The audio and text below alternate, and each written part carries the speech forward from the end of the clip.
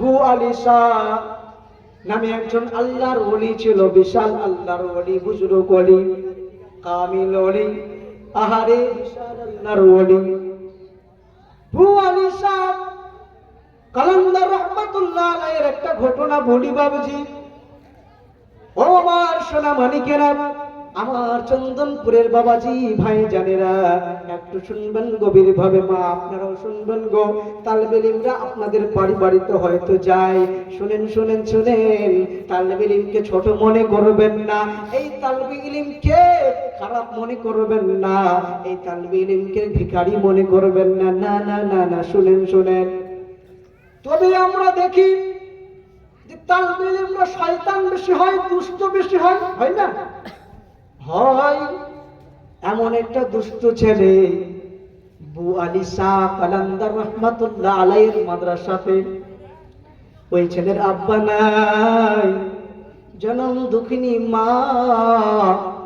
বু আলী শাহ রহমাতুল্লাহ আলাইহির মাদ্রাসাতে ওই সন্তানকে, বাপ হারা সন্তানকে যেন হুজুরের মাদ্রাসায় ভর্তি করে দিল। মাদ্রাসায় ভর্তি করার পরে আপনারা সকলে জানেন ছেলে তালেবে ইলম কিভাবে শয়তান হয়, আপনারা জানেন তো সকলে, অনেক বদমাশ হয়, তাই না? তো ওই ছেলেটাও এত শয়তান ছেলে, এত বদমাশ বু আলী শাহ কালান্দার। তিনাকে যখন দাখলা নিয়ে নিল, ভর্তি নিয়ে নিল বাবাজি, ও আমার আম্মা জানিরা শুনেন শুনেন শুনেন। বু আলী শাহ কালান্দার যেমনি ভাবে দাখলা নিয়ে নিল, ছেলেটা মাদ্রাসায় পড়া শুরু করে দিল, পড়া আরম্ভ করে দিল। ওই ছেলেটা ধ্যান দিয়ে পড়া ওইভাবে পড়তো না, যদিও পড়াশোনা করতো তো যদি খাতা, ভালো খাতা পেত, ওই খাতাগুলোকে ছিঁড়ে দিত। কারো ভালো কাপড় যদি থাকতো, কাপড় ছেড়ে দিত। এত বদমাশ, এত শয়তান, এত বদমাশ ছেলে। মাদ্রাসার সকল তালবে ইলমরা বু আলী শাহ কালান্দার রাহমাতুল্লাহ আলাইহির কাছে যে বলছেন, হুজুর এই সন্তান, এই ছেলে এত বদমাশ, আমাদের পড়ার কিতাবগুলো ছিঁড়ে দেয়, আমাদের লেখার খাতাগুলো ছিঁড়ে দেয়। হুজুর গো, এর অত্যাচার আর সহ্য করতে পারতেছি না, এর জুলুম আর সহ্য করতে পারতেছি না। হুজুর আপনি একটা ব্যাপার, এর জন্য একটা ব্যবস্থা করে দিন। বু আলী শাহ কালান্দার কামিল পীর ছিলেন, আল্লাহর ওলি ছিলেন। আর আল্লাহর ওলিদের জবান দিয়ে যেটা বের হয়ে যায় সেটাই সত্যি হয়ে যায়। জোরে বলুন সুবহানাল্লাহ, সুবহানাল্লাহ। বু আলী শাহ কালান্দারের মুখ দিয়া বের হয়ে গেল, ও সন্তানেরা তোমরা রাগো না, যদি আস্তে আস্তে ঠিক হয়ে যায়, আস্তে আস্তে যদি ভালো হয়ে যায়। আবার সন্তানেরা লালিশ করলো, হুজুর আপনার মাদ্রাসায় আমরা আর থাকতে পারবো না, এই সন্তানের জ্বালায়, এই ছেলের জ্বালায় আমরা মাদ্রাসায় থাকবো না, আর থাকতে পারবো না হুজুর। হয়তো আপনি এই ছেলেটাকে রাখুন, না হলে আপনি আমাদের রাখুন। মাদ্রাসার সমস্ত ছাত্র যদি বের হয়ে যায় একটা ছেলের জন্য, মাদ্রাসা চলবে? চলবে না। বু আলী শাহ কালান্দার আহা আল্লাহর ওলির জবান দিয়ে যেন বের হয়ে গেল, এই ছেলেটা কালকে সূর্য ওঠার পরে পরেই এই সন্তানটা মৃত্যুবরণ করবে। আহা আল্লাহর ওলির জবান দিয়ে যখন বের হয়ে গেল যে এই সন্তান সূর্য ওঠার পরে পরেই সন্তানটা মৃত্যুবরণ করবে। বাবাজি আমার, যেমনি আল্লাহর ওলিদের, মা শুনুন, আল্লাহর ওলির মুখ থেকে বের হয়ে গেল যে সন্তান আগামী কাল সূর্য উঠবে আর এই সন্তানটা যেন বাপজি মারা যাবে। আহারে কেমনি কেমনি করে ওই ছেলেটার মা আওয়াজটা যেন শুনতে পেয়েছেন। মা তো মাই হয়, তাই না? আহারে মা সন্তানের ব্যথা সহ্য করতে পারবে না। ছেলেটা যদি খারাপ হয় মা সন্তানের দোষগুলো গোপন রাখে, তাই না বাবা? তাই না মা?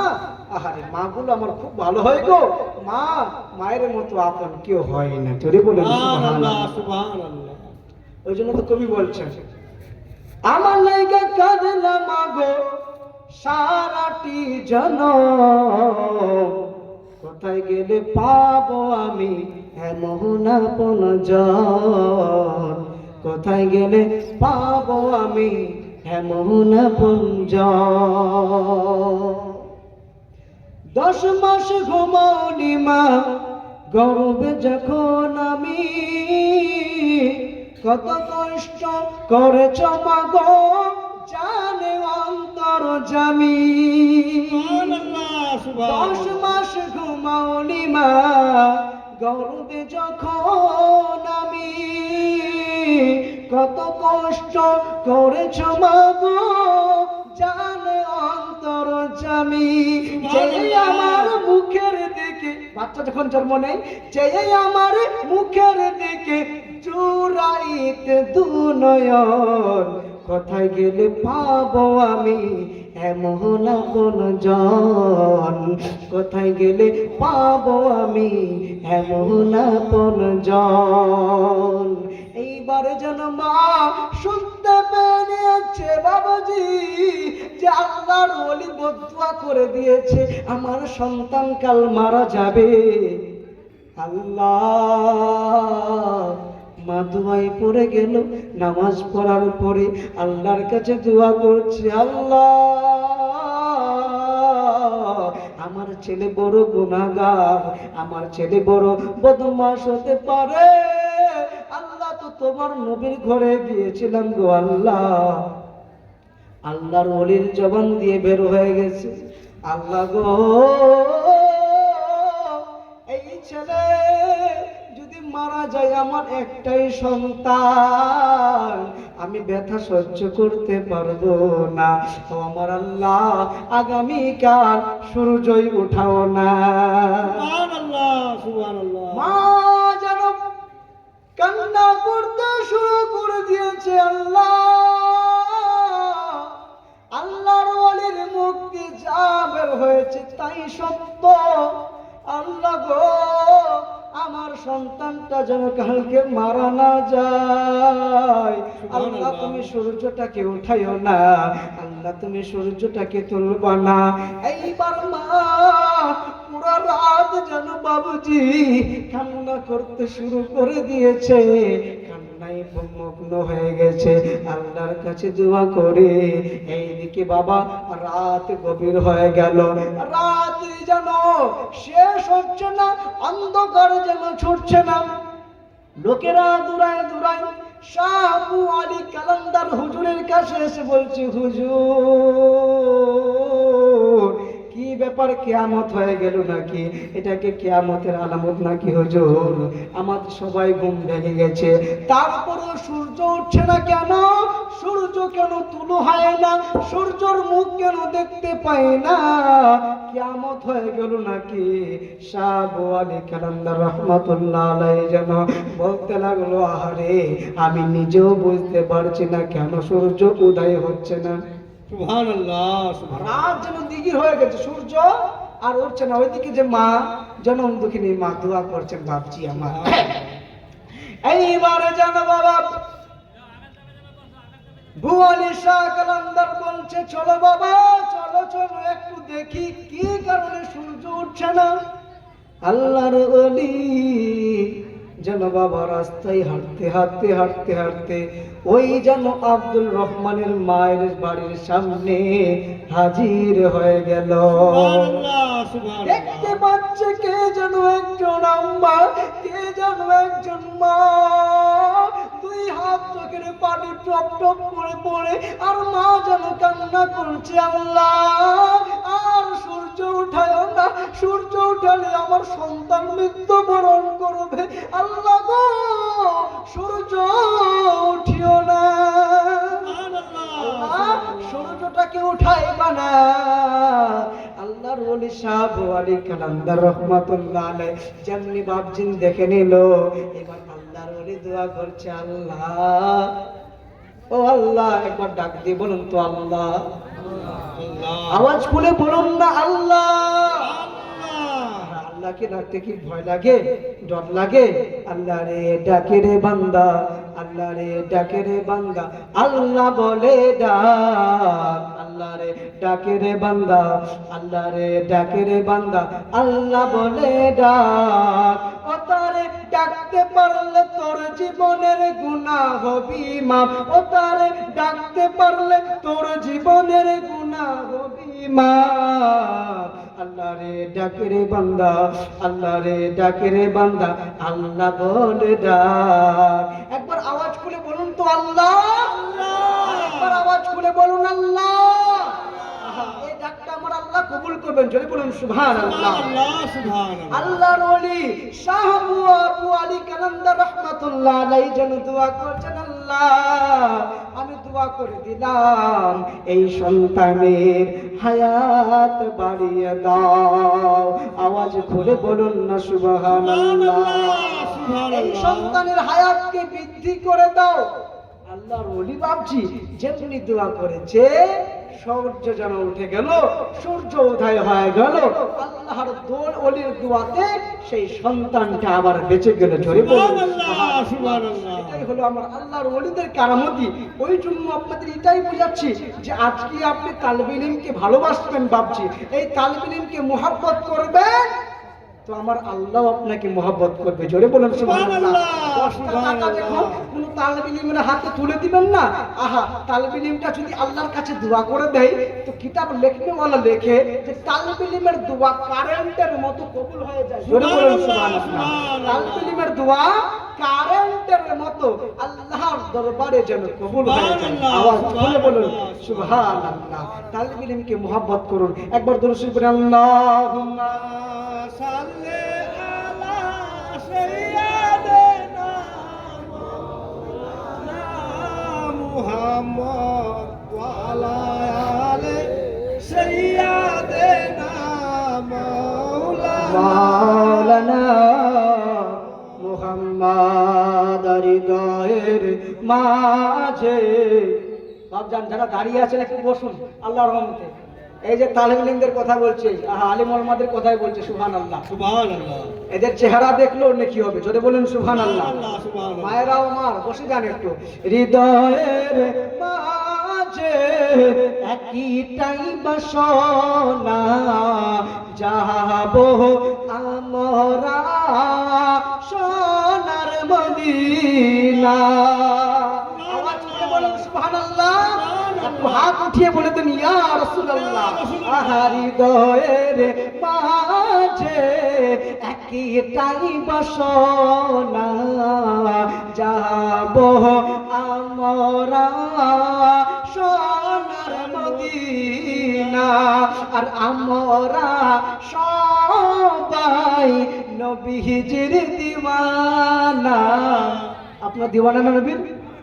সবাই দিওয়ানা আমরা। আমরা সবাই নবীজির দিওয়ানা, যাবো আমরা সোনার মদিনা। যাবো আমরা সোনার মদিনা।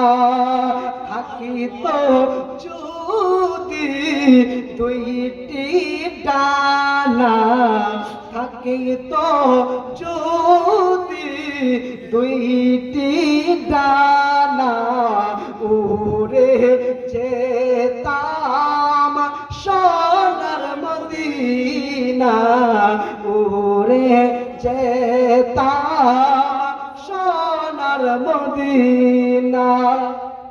তবে আল্লাহর কাছে একটাই দোয়ার আরজি সকলের কাছে জানতে চাই যে আল্লাহ, আমরা যদি কোনোদিন মদিনায় যেতাম তাহলে আমাদের আর এই জমিনে ফিরে হবে, তাই না? যে আল্লাহ, যদি আমাদের মদিনায় যাওয়ার নসিব হতো তাহলে একবার হলো ওই সোনার মদিনায় যদি যেতাম, আমাদের আর এই দুনিয়াতে ফিরাইও না, এই দেশে ফিরাইও না। কি করব? আল্লাহ আমাদের মরণ সেখানে দিয়ে দিও। জোরে বলুন সুবহানাল্লাহ। দেখতে চারণ দিও গো মদিনার মাটিতে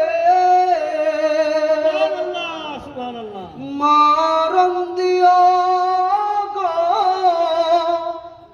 মদিনার মাটিতে ইয়া ইলাহি পাক রব্বানা, মুখেতে দরুদার সালামের নজরানা নিয়ে যাব সোনার মদিনা, নিয়ে যাব সোনার মদিনা। হৃদয়ের মাঝে একটাই বাসনা, যাব আমরা সোনার মদিনা, যাব আমরা সোনার মদিনা। নারে তাকবীর, নারে রিসালাত। 500 টাকার দাতা আল্লাহ রাব্বুল আলামিন যেন 500 টাকাকে কবুল করেন। একবার হলে আহারে সোনার মদিনা ঘুরে আসেন। আল্লাহুম্মা আমিন। সুবহানাল্লাহ।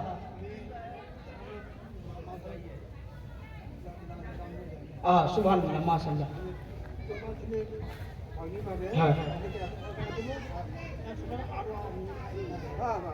নারে তাকবীর, আওয়াজ দিয়ে বলেন না সুবহানাল্লাহ।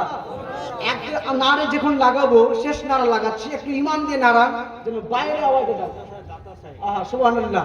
নারে তাকবীর, নারে রিসালাত, মাসলাকে আলা হযরত। এই যে দাতা, মাদ্রাসার দাতা বলেন জিন্দাবাদ। ইনি কিছু দান করবেন, মাদ্রাসার যতগুলো ছাত্র পাগড়ি পাবে তাদের হাতে কিছু টাকা তুলে দিবে, আর শেষে আরো টাকা, আর 1000 টাকা মাদ্রাসায় দিবে। আল্লাহ যেন কবুল করেন, জোরে বলুন সুবহানাল্লাহ। আমি দোয়া করে দিব, আহারে কেউ 100 কেউ 200 দিয়েছে, আমি শেষ দোয়া করে দিচ্ছি। যা পারবেন একটু পকেটে হাত ঢোকান সকলে। প্রথমে হাতটা একটু উঠান তো, ইয়া রাসূলুল্লাহ। আমার সাথে সাথে বলেন ইয়া রাসূলুল্লাহ। উঠান, নবী আমার দেখছে, তাকায় তাকায় উঠান। ইয়া রাসূলুল্লাহ, ইয়া হাবিবাল্লাহ। এবার হাতটা ঢুকান পকেটে, ঢুকান ঢুকান, বিসমিল্লাহ বলে ঢুকান। 5 টাকাও যদি ভালো হয় দানের জন্য, দুয়ার জন্য শেষ দুয়াটা করে দিব। আল্লাহ আর যেন আপনার মনের আশা, মায়ের নামে, বাবার নামে, দাদুর নামে, যে 5 টাকাও যদি থাকে এই মাদ্রাসাতে দেন, আল্লাহ কবুল করবেন। ইয়া রাসূলুল্লাহ, ইয়া হাবিবাল্লাহ, ইয়া রাসূলুল্লাহ, তুমি জীবন, তুমি মরণ। সুবহানাল্লাহ। আসেন।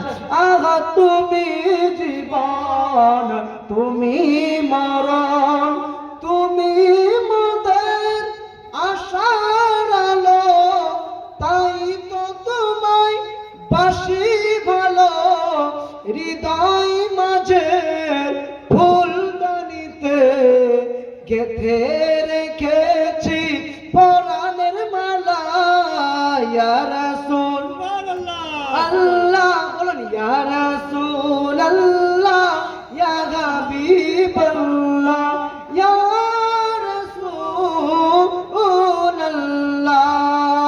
তুমি জীবন, তুমি মরণ, তুমি জীবন, তুমি মরণ, তুমি মোদের আশার আলো, তাই তো তোমায় বাসি ভালো। ইয়া রাসূলুল্লাহ, ইয়া হাবিব